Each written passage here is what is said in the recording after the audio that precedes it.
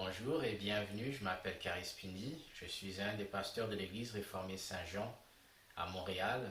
Vous êtes les bienvenus pour cette célébration en ligne. Nous avons prié que Dieu puisse utiliser cette célébration pour vous encourager dans votre foi, pour vous rapprocher de lui à travers sa parole, chanter, prêcher, prier et confesser. Donc, nous vous invitons à regarder, à visionner cette célébration en entier et de le partager aussi avec les personnes qui sont vos proches. Que le Seigneur vous bénisse.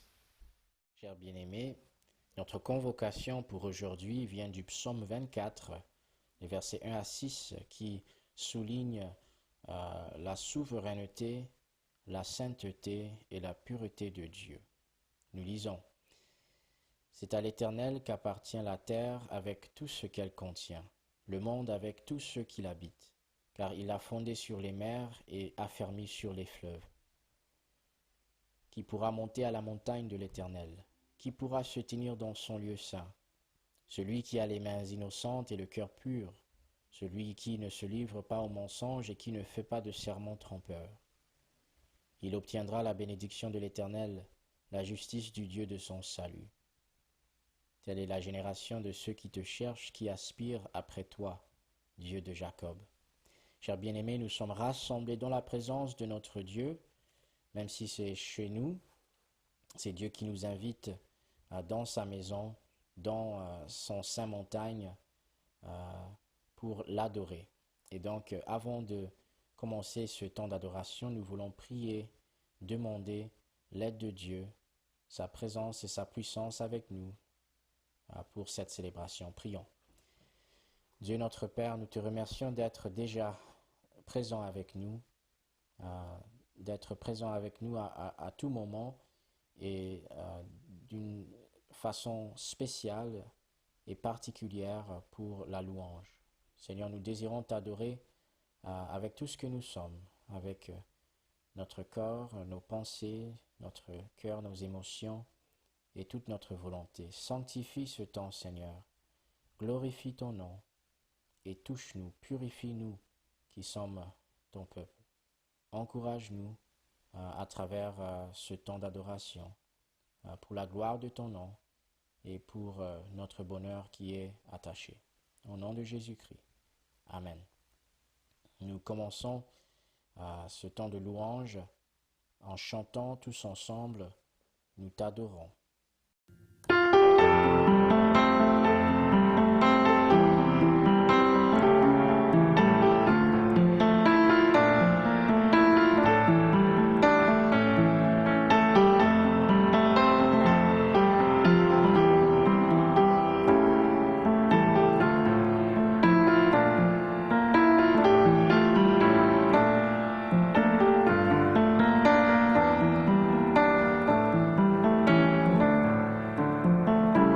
Nous t'adorons, Père, dans ton temple.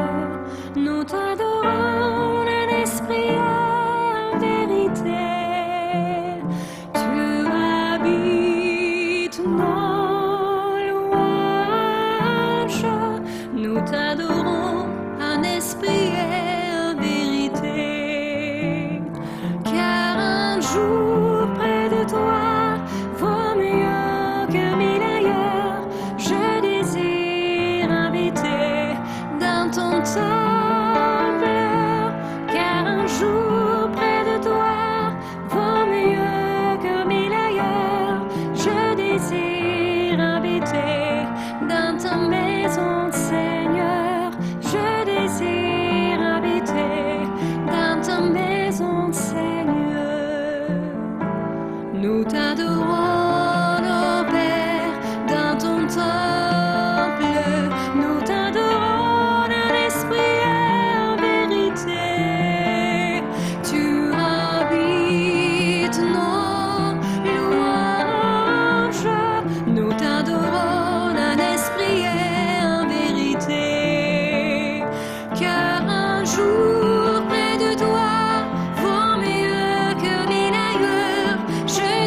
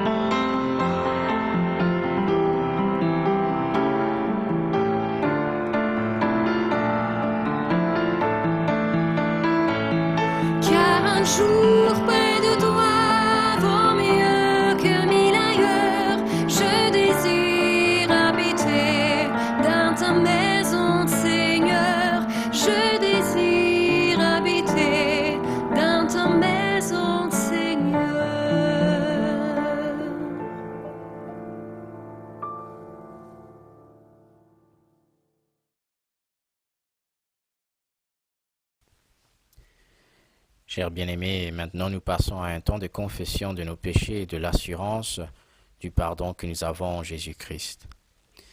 Pour confesser nos péchés, nous allons utiliser les paroles du psaume 51, versets 3 à 6, qui dit « Ô Dieu, fais-moi grâce conformément à ta bonté, conformément à ta grande compassion, efface mes transgressions. Lave-moi complètement de ma faute et purifie-moi de mon péché. Car je reconnais mes transgressions et mon péché est constamment devant moi. J'ai péché contre toi seul, j'ai fait ce qui est mal à tes yeux. C'est pourquoi tu es juste dans tes paroles, sans reproche dans ton jugement. » Chers bien-aimés, je vous invite maintenant de prendre quelques moments chez vous en silence pour demander à Dieu le Saint-Esprit de sonder vos cœurs. Demandons au Saint-Esprit de sonder tous nos cœurs pour nous montrer comment nous avons péché contre Dieu et contre notre prochain, et demandons le pardon qu'il y a en Jésus-Christ. Prions silencieusement.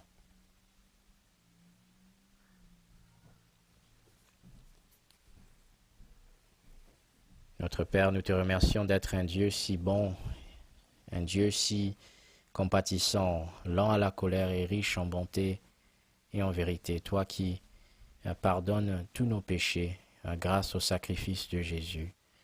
Seigneur, par ta grâce, tu nous as donné le don de la foi afin que nous placions notre foi en Jésus-Christ qui est notre Seigneur et Sauveur.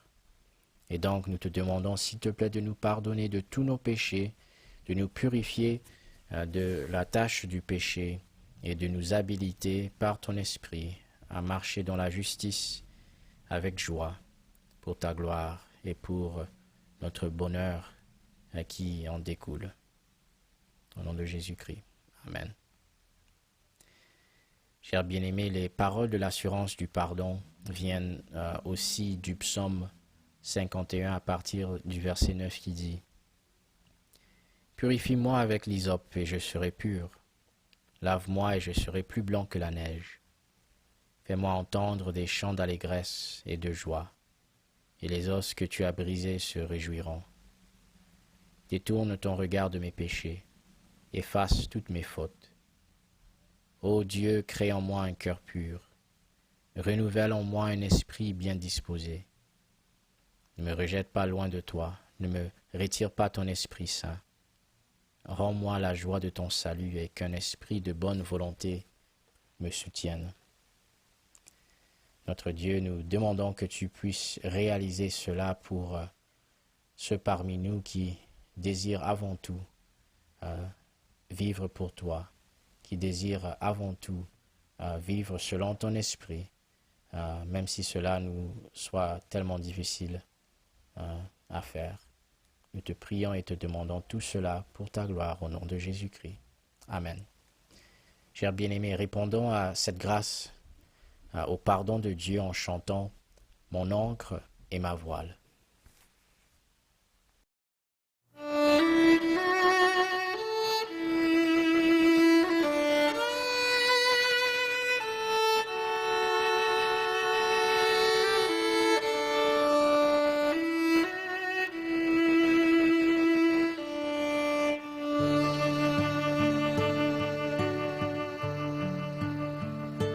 Dieu, tu es ma force, ma consolation, une lampe devant mes pas. Ta voix a triomphé de l'ouragan, remporté le combat. Tu m'offres chaque jour ton infaillible amour, toi qui as fixé le cours des étoiles, sois mon encre, sois ma voile.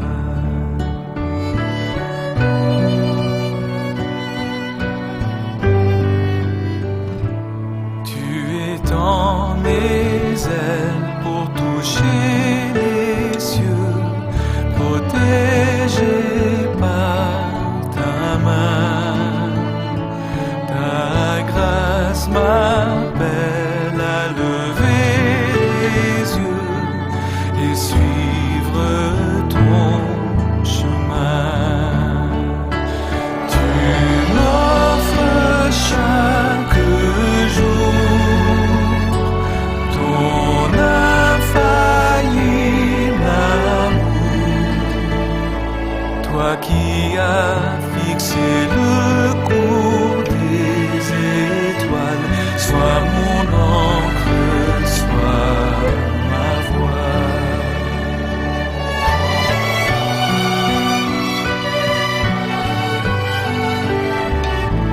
Ta miséricorde coule de la croix, ton sang m'a racheté.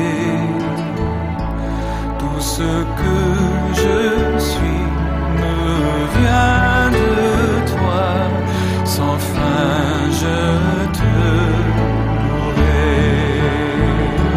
Tu m'offres chaque jour ton infaillible amour, toi qui as fixé le cours des étoiles, sois mon encre, sois ma voix.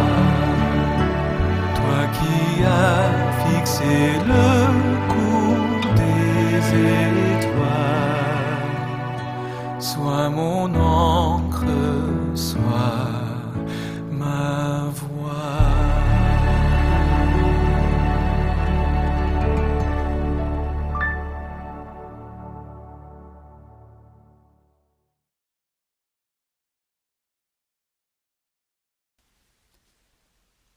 Avant d'écouter la parole, prenons quelques moments pour nous consacrer, pour demander à Dieu de bénir ce moment d'écoute de sa parole. Prions notre Dieu.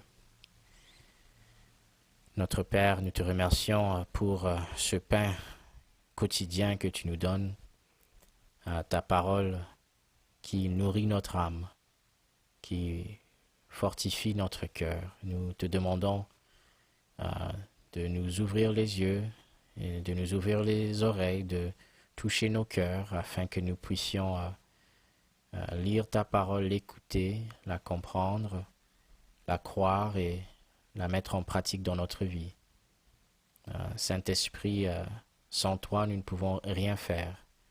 Et donc, nous demandons ton aide en particulier, et aussi afin que tu puisses briller la lumière que tu donnes sur Jésus, notre Seigneur et Sauveur, le nom dans lequel nous prions, le nom tout-puissant. Amen.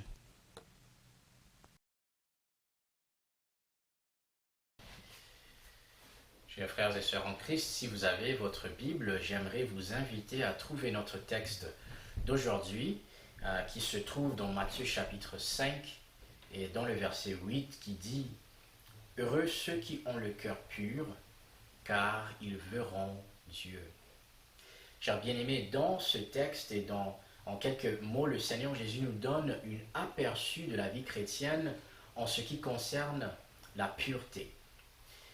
Chers amis, qu'est-ce qui vous vient à l'esprit quand vous entendez parler de la pureté? Peut-être que ce mot évoque l'image des chrétiens très stricts et conservateurs qui, par désir de vivre une vie pure, rejettent, détestent et condamnent tout ce qui a l'air bon, amusant, joyeux. Ce n'est pas une image très positive de la pureté, n'est-ce pas? Pourtant, dans notre texte d'aujourd'hui, le Seigneur Jésus souligne que la pureté est essentielle, indispensable à notre vie en tant que chrétien. Alors, qu'est-ce que Jésus veut dire quand il parle de la pureté? C'est ce que nous voulons découvrir aujourd'hui et nous allons le faire en examinant 3 points. Premièrement, nous allons examiner la source de la pureté. Deuxièmement, la lutte pour la pureté. Et troisièmement, la joie de la pureté. Donc, premièrement, examinons la source de la pureté. Je ne sais pas si nous sommes au courant de cela ou non, mais dans chaque verset des béatitudes que nous trouvons ici dans la première partie de Matthieu chapitre 5, Jésus fait plusieurs déclarations. Il fait plusieurs déclarations qui exposent des faits sur ses disciples, sur ce que nous sommes en tant que chrétiens. Et Jésus a déjà exposé plusieurs faits. Par exemple, Il a exposé le fait qu'en tant que chrétiens, nous sommes spirituellement pauvres et par conséquent, nous hériterons le royaume des cieux. Il expose aussi que nous sommes ceux qui pleurent et par conséquent, nous serons consolés. Jésus expose qu'en tant que chrétiens, nous sommes ceux qui ont faim et soif de la justice et par conséquent, nous serons rassasiés. En tant que chrétiens, nous sommes miséricordieux. Par conséquent, nous obtiendrons miséricorde.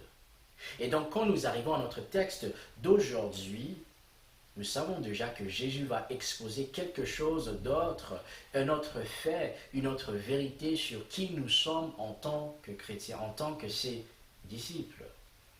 Écoutons encore ce que Jésus révèle sur qui nous sommes. Il dit « Heureux ceux qui ont le cœur pur, car ils verront Dieu. » Chers frères et sœurs en Christ, à travers cette déclaration, Jésus, qui est notre Maître, notre Seigneur et Sauveur, veut nous faire comprendre une vérité qui touche à chaque chrétien, à chaque disciple, à savoir, nous sommes ceux qui ont le cœur pur.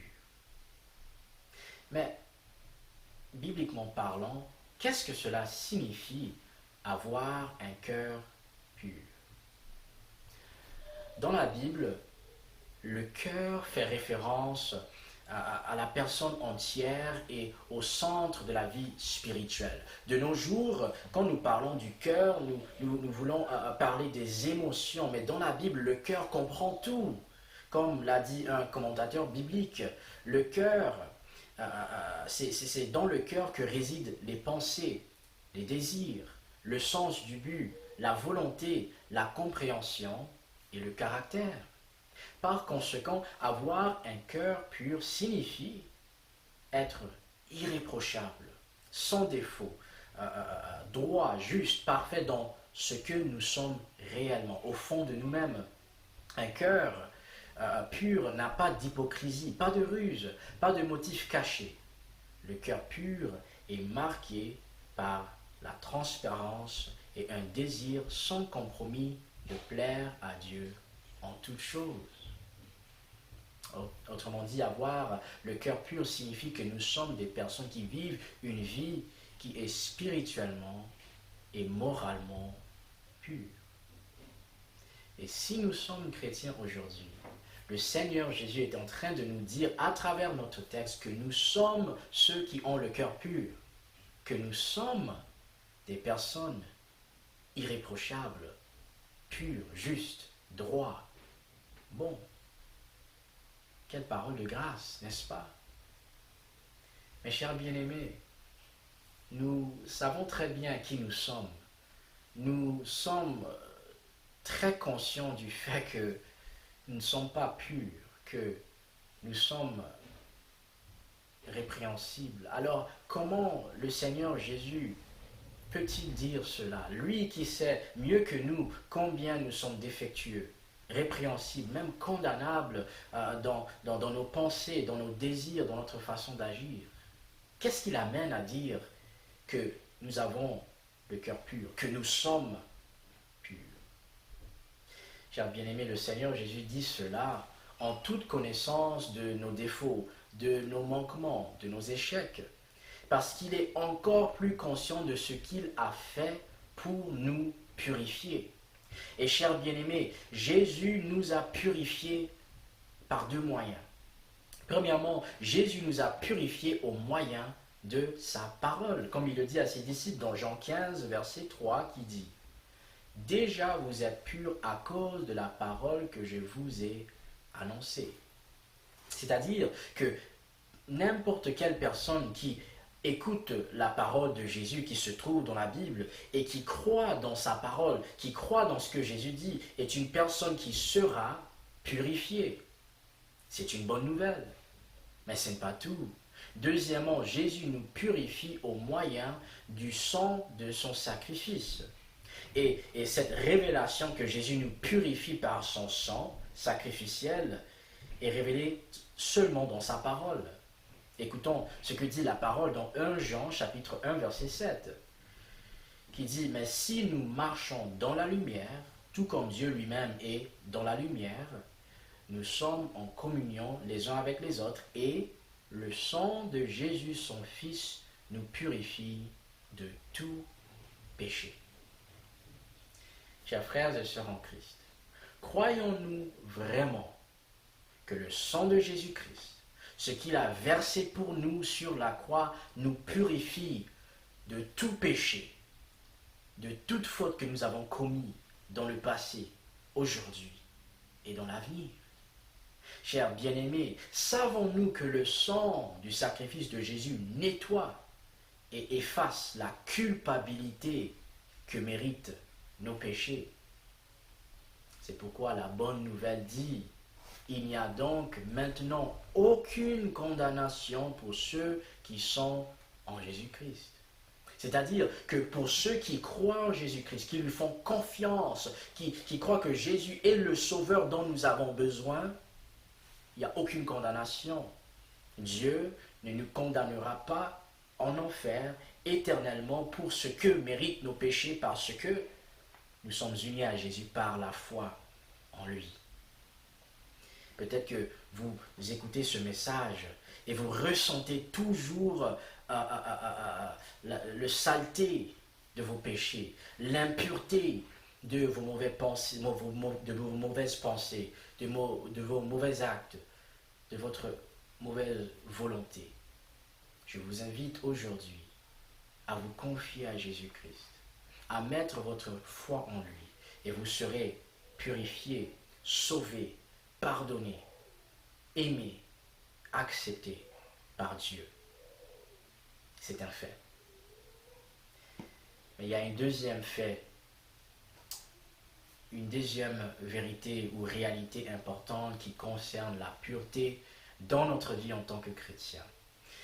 C'est que c'est une vraie lutte de rester moralement et spirituellement pur en tant que chrétien.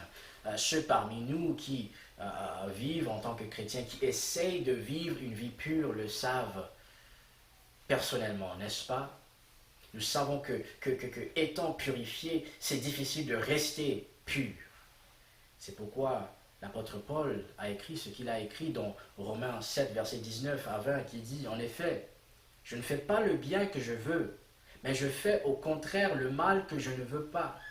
Or, si je fais ce que je ne veux pas, ce n'est plus moi qui le fais, mais le péché qui habite en moi. » Autrement dit, pour nous qui sommes chrétiens, qui sommes réellement sauvés par la grâce de Dieu au moyen de la foi en Christ, il est difficile, vraiment difficile, de vivre une vie pure, une vie sainte, selon la volonté de Dieu.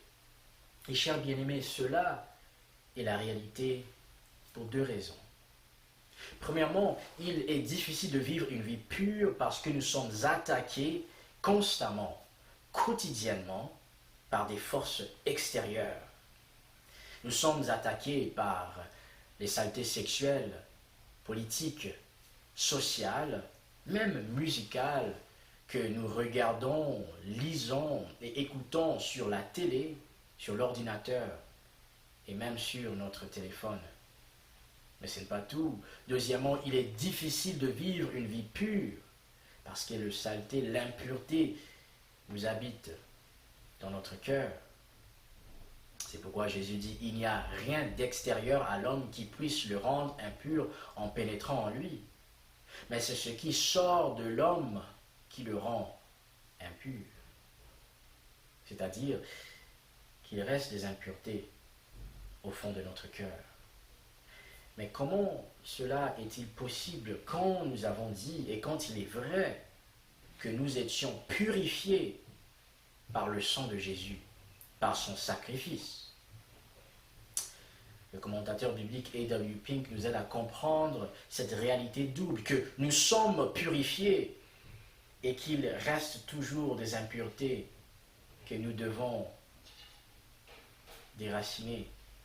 Il dit, le cœur du chrétien est maintenant pur, mais seulement en partie pendant cette vie, relativement et pas absolument.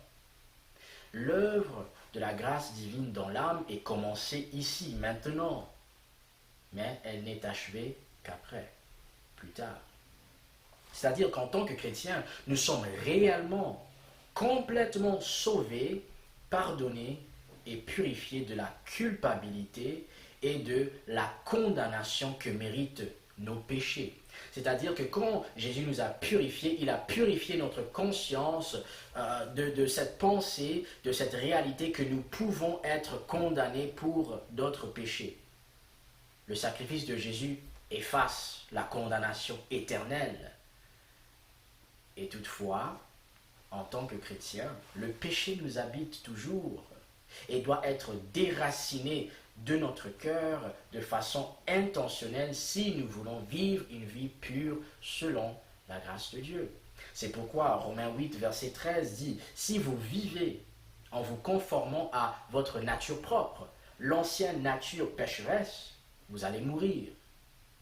Mais si par l'Esprit, le Saint-Esprit, vous faites mourir les manières d'agir du corps, pas le corps physique, mais le corps spirituel pécheresse, vous vivrez. » Alors, comment lutter? Comment se battre spirituellement pour avoir une vie pure selon la volonté de Dieu?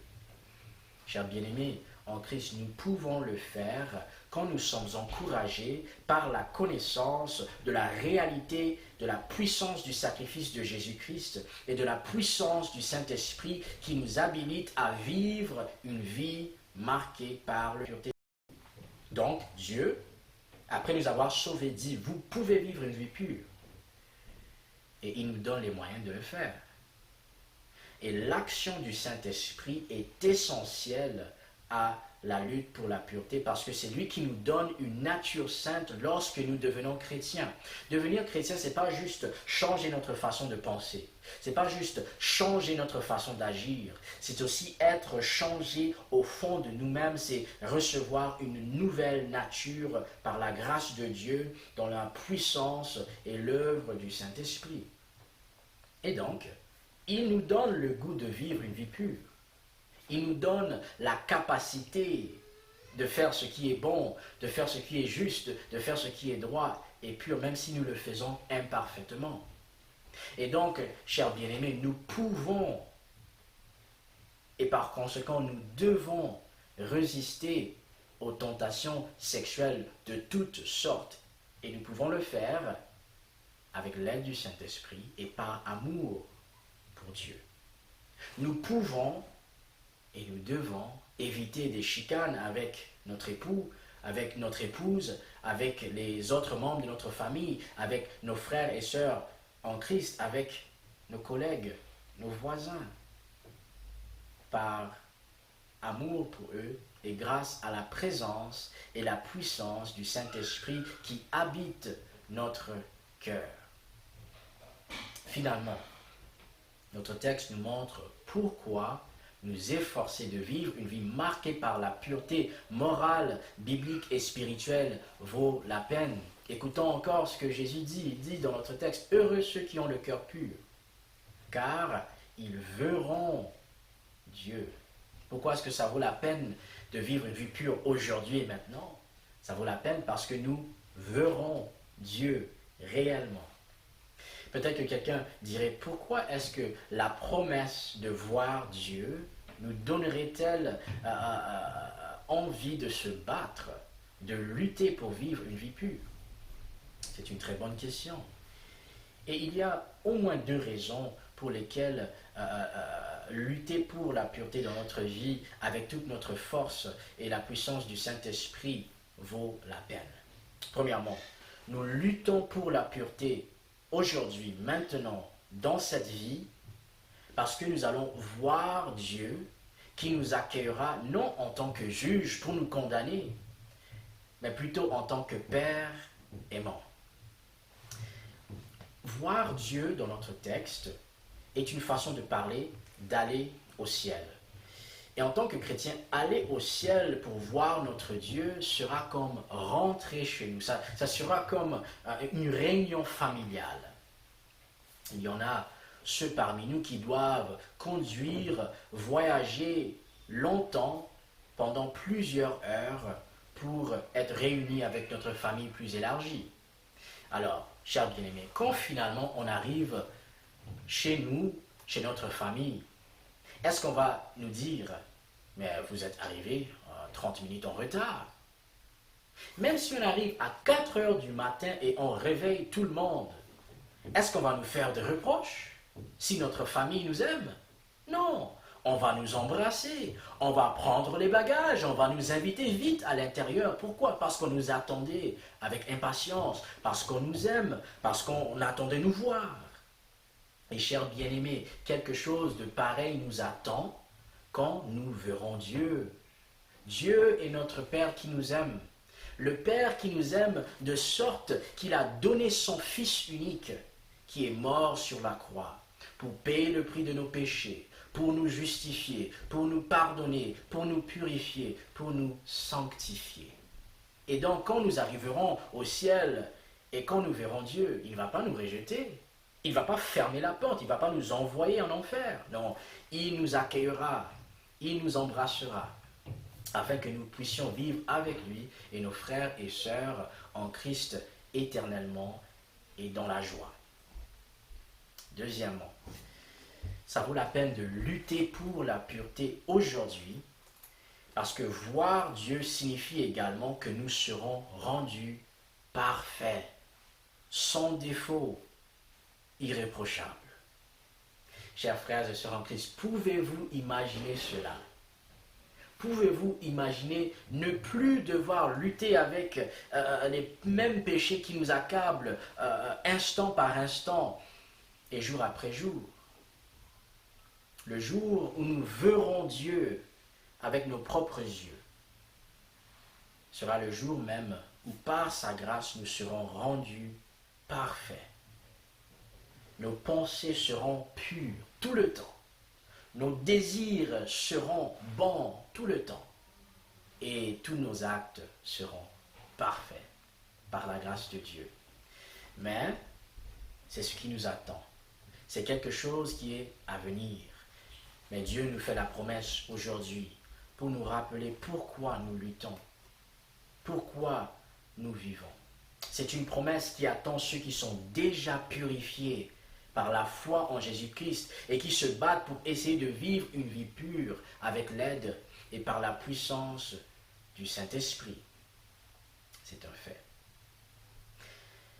Chers bien-aimés, ce jour-là où nous verrons Dieu, je crois que nous nous rappellerons les paroles de Jésus qui a dit « Heureux ceux qui ont le cœur pur, car ils verront Dieu. » Amen. Prions notre Dieu. Notre Père, nous te remercions de nous avoir accordé cette opportunité pour écouter ta parole qui nous donne la vie, qui nous soutient dans cette vie chrétienne et spirituelle. Nous te prions, s'il te plaît, de nous aider à la méditer aussi, de nous donner la sagesse de savoir comment la mettre en pratique en tant qu'individu, mais aussi en tant que communauté chrétienne. Seigneur, glorifie ton nom, fais éclater, luire ta grâce, ta bonté, la souveraineté de ta puissance et ton amour. Nous te prions au nom de Jésus-Christ. Amen. Chers bien-aimés, nous voulons chanter notre Dieu maintenant, le remercier pour tout ce qu'il a fait pour nous en chantant « Rien ne peut sauver mon âme ». Chantons notre Dieu. Rien ne peut sauver mon âme, rien que le sang de Jésus. Pour elle, je ne réclame rien que le sang de Jésus. Précieux sang de l'agneau qui me donne un cœur nouveau. Rien d'autre je ne veux plus, rien que le sang de Jésus.